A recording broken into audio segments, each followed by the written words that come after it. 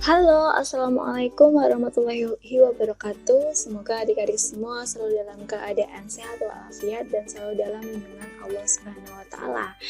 Oke, kita ketemu lagi di pelajaran matematika. Hari ini kita belajar tentang trigonometri di pertemuan kedua ya. Oke, saya harap adik-adik masih ingat trigonometri di pertemuan pertama kita membahas apa aja. Oke, ada perbandingan trigonometri di sudut di segitiga siku-siku ada sin, cos, tan, cosec, sec, dan cot. Kemudian ada perbandingan trigonometri di sudut istimewa. Ada berapa sudut? Ada 0 derajat, 30 derajat, 45 derajat, 60 derajat, dan 90 derajat. Semoga adik-adik masih ingat ya. Oke, kita akan lanjutkan, yaitu di subbab perbandingan trigonometri di berbagai kuadran. Jadi di sini ada yang namanya kuadran. Kuadran itu apa sih? Jadi di sini kuadran itu fungsinya untuk menghitung perbandingan trigonometri di sudut istimewa dengan sudut lebih dari 90 derajat. Itu ya. Kalau yang 90 derajat kan udah ada di tabel kemarin ya kan. Nah sekarang kalau sudutnya lebih dari 90 derajat ada 225, 330 ya pokoknya yang lebih deh dari 90 derajat. Caranya bagaimana? Kita pakai yang namanya kuadran. Oke ya, ini tabel yang kemarin. Oke, jadi kuadran itu caranya menggambar seperti ini. Jadi saya punya seperti ini ya, nggak tahu namanya. Terus maaf, ternyata ini adalah koordinat kartesius karena di sini ada sumbu x, kemudian ada sumbu y ya, masih ingat? Oke. Nah, satu lingkaran penuh itu kan ada 360 derajat, kita bagi sama besar menjadi 4 bagian, ke arahnya ke kiri. Jadi 0 derajat, kemudian 90 derajat ke kiri ya, jadi berlawanan arah jarum jam. 90 derajat, berarti di sini berapa? 180, berarti di sini berapa? 270 derajat, dan di sini 360 derajat. Paham ya? Kemudian dari 0 derajat sampai 90 derajat itu kita mau sebut dengan kuadran 1. Kemudian dari 90 sampai 180 derajat kita sebut dengan kuadran 2. Dan di sini kuadran 3 dan di sini kuadran 4. Semuanya arahnya ke kiri berlawanan dengan arah jarum jam. Lanjut. Lah, di sini ada aturannya. Kalau di kuadran 1 0 sampai 90 derajat, ini ya 0 sampai 90 derajat semuanya bernilai positif. Jadi entah sin, entah cos, entah tan, semuanya dia bernilai positif. Lah, kalau di kuadran 2 yang boleh positif hanya sin atau kebalikannya sin, yaitu adalah cosec. Sin dan cosec itu nilainya positif dan ada rumusnya, yaitu 180 dikurangi alfa. Ini buat apa sih? Nanti kita langsung masuk ke contoh soalnya ya. Lanjut, kalau di kuadran 3 yang boleh positif hanya tan dan kebalikannya yaitu cot. Jadi tan dan cot itu boleh positif. Rumusnya 180 ditambah alfa. Dan di kuadran keempat yang boleh positif hanya cos dan kebalikannya yaitu sec. Cos dan sec itu boleh positif. Rumusnya adalah 360 dikurangi alfa. Kita bahas contoh soalnya ya, biar lebih jelas. Oke, sin 225. Sin 225 kita tentukan dulu dia terletak di kuadran berapa. Sin 225, sudut 225 ini ada di kuadran ke-3. Ya, jadi ini saya tulis di kuadran 3 tan positif. Jadi kalau di sini ada tan positif, selain tan nilainya negatif, berarti sin nanti nilainya negatif. Gitu ya. Oke, kenapa dia ada di kuadran 3? Karena 225 itu terletak di antara 180 sampai 270. Lanjut, sin 225 sama dengan sin, lah rumusnya kita pakai nih. Di kuadran ketiga, rumusnya adalah 180 ditambah alfa. Ini 180 ditambah alfa. Lanjut. Ini ikut ya, sin. Rumusnya ikut. Kemudian sin 225 derajat sama dengan sin 185. Sin 180 ditambah berapa biar jadi 225. Jadi ketemunya 45 ya. Kalau 180 tambah 45 kan 225. Jadi alfanya itu ditambah berapa biar jadi 225. Gitu ya, paham? Oke, lanjut yang kita pakai yaitu sin 45-nya. Jadi yang kita pakai adalah sin alfanya. Gitu. Jadi sama dengan sin 225 itu sama dengan sin 45. Tinggal kita lihat sin 45 itu berapa sih? Sin 45 yaitu setengah akar 2. Kenapa di sini negatif? Karena ingat dia di kuadran 3 yang boleh positif hanya tan. Yang selain tan dan kot nilainya adalah negatif. Gitu. Karena ini sin ya, jadi nilainya negatif. Paham? Lanjut ke contoh soal nomor 2. Oke, cos 330. Cos 330 terletak di kuadrat 4, jelas karena dia di sini ya. Di antara 270 sampai 360. Kemudian sama dengan cos 360 dikurangi alfa. Jadi kita mengikuti rumusnya. Kalau dia ada di kuadran 3, kita pakai rumus kuadran 3. Kalau dia ada di kuadran 4, maka kita pakai rumus di kuadran 4. Gitu. Sama seperti ini tadi. Cos 330 itu sama dengan cos 360 dikurangi berapa biar jadi 330. Berarti dikurangi 30. Lanjut, jadi cos 330 sama dengan cos 30 yang kita pakai alfanya ya. Cos 30 itu berapa sih? Cos 30 itu setengah akar 3. Kok di sini positif? Nah, ini di sini cosnya boleh positif kok. Jadi di sini cos 330 sama dengan setengah akar 3. Lanjut. Tan 120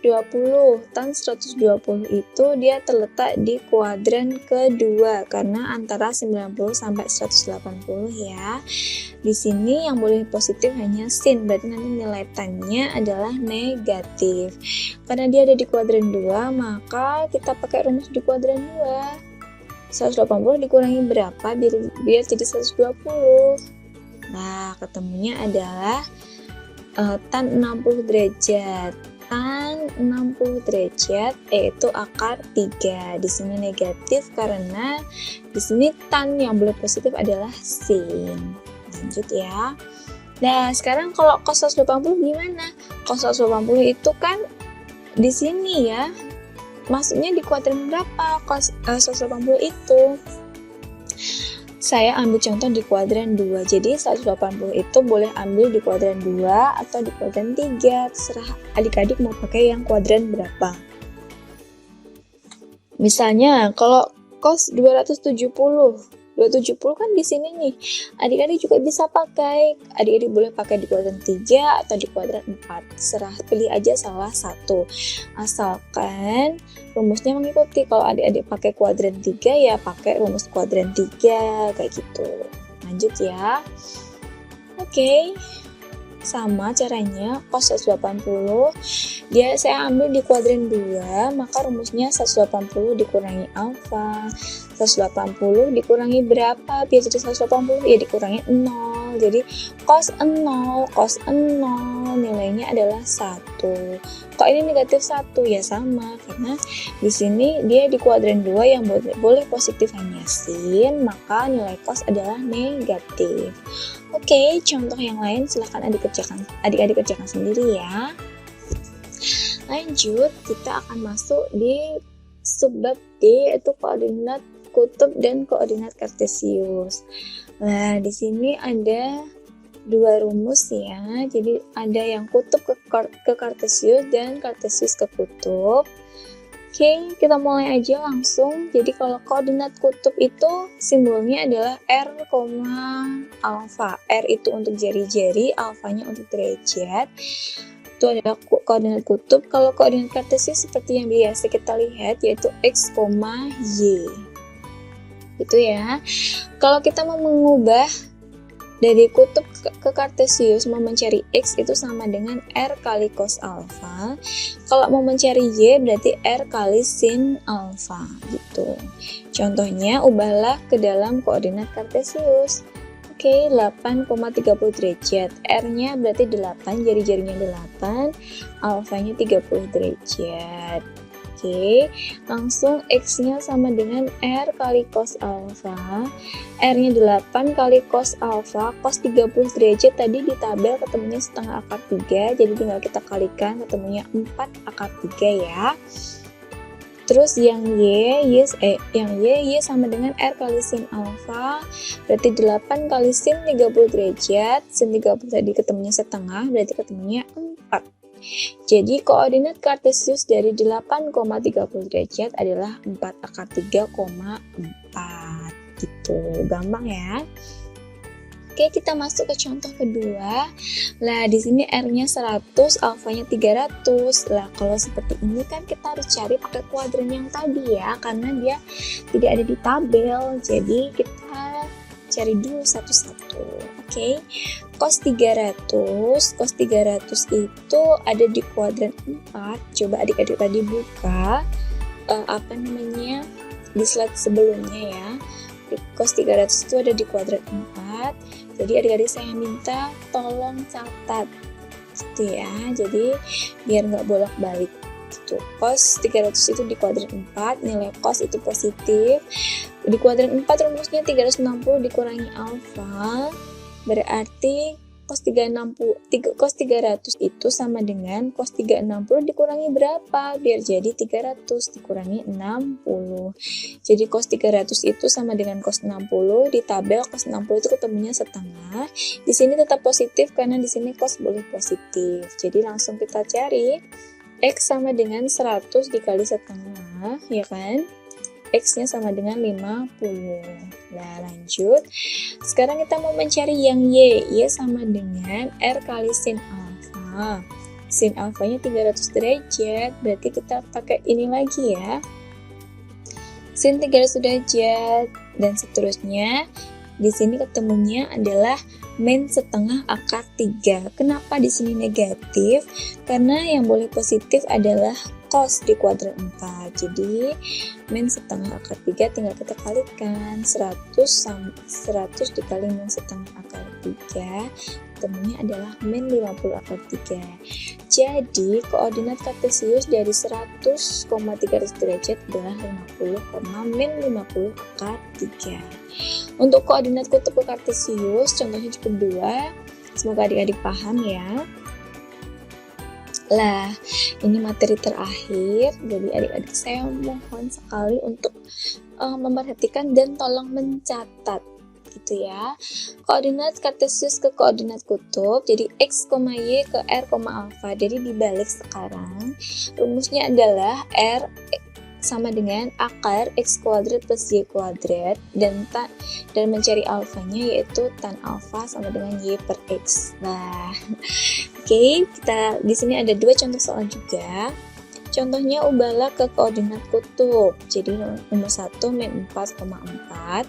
Kita ingat lagi ya, ini adalah kuadrannya. Kuadran 1, kuadran 2, kuadran 3, kuadran 4. Di sini ada tabelnya, saya tulis lagi. Oke, kita cari yang nomor 1. Oh, di sini. Oh ya, maaf. Oke, di sini kuadran 1. Kalau di koordinat kartesius, di sini kan ada sumbu X, ada sumbu Y ya. Sumbu X kalau di kuadran 1, daerah sini adalah positif X-nya, Y-nya juga positif. Gitu ya. Ini kan di sini kalau adik-adik perhatikan di sini ada 0 ya. 0. Jadi kalau ke kanan X-nya positif, kalau ke atas Y-nya positif gitu. Jadi koordinat di kuadran 1 itu plus karena X-nya plus, Y-nya plus. gitu. Lanjut, kalau di kuadran 2, X-nya bagaimana? X-nya ke kiri, berarti X-nya negatif, Y-nya ke atas, berarti Y-nya positif, jadi min plus. Kuadran 3 itu min, X-nya min, Y-nya min. Kuadran 4, X-nya plus, Y-nya min. Plus min. Nah, ini buat apa sih? Buat kita menentukan. Jadi kalau yang nomor 1 di sini kan min plus, ya kan? Min plus ini berarti dia ada di kuadran berapa? Di kuadran 2 gitu ya. Nah, di sini dia ada di kuadran 2 ya. Kenapa? Karena di sini min plus gitu. Lanjut, berarti X-nya itu negatif 4, Y-nya 4. Kita cari ya, jadi X-nya kita masukkan min 4 kuadrat ditambah Y-nya kita masukkan 4 kuadrat sama dengan 16 tambah 16 sama dengan akar 32 sama dengan 4 akar 2. Jadi R-nya 4 akar 2. Lah, yang sekarang yang di sini nih. Kita cari tan alfanya. Tan alfa rumusnya Y per X, berarti 4 per min 4, ketemunya negatif 1. Nah, sekarang kita lihat nih, tan alfa yang ketemunya negatif 1 itu yang berapa sih? Negatifnya kita simpen dulu ya, berarti negatifnya kita simpen dulu, berarti kita ambil yang satu berarti ketemunya di 45 derajat seperti ini. Nah, terus dia ada di kuadran 2. Kita lihat rumus di kuadran 2 yaitu 180 min alfa. Berarti kita tulis tan alfa sama dengan tan 180 dikurangi alfa. Nah, 180 alfanya itu kita ganti yang tadi kita cari ini. Berarti 180 dikurangi 45 derajat berarti 135 derajat. Berarti alfanya berapa? Alfanya 135 derajat. Berarti koordinat kutub dari min 4,4 adalah 4 akar 2, 135 derajat.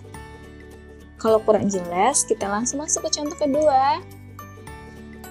Oke, ubahlah ke koordinat kutub. Ini ya, X-nya 1, Y-nya min akar 3. Ini saya tulis lagi di sini.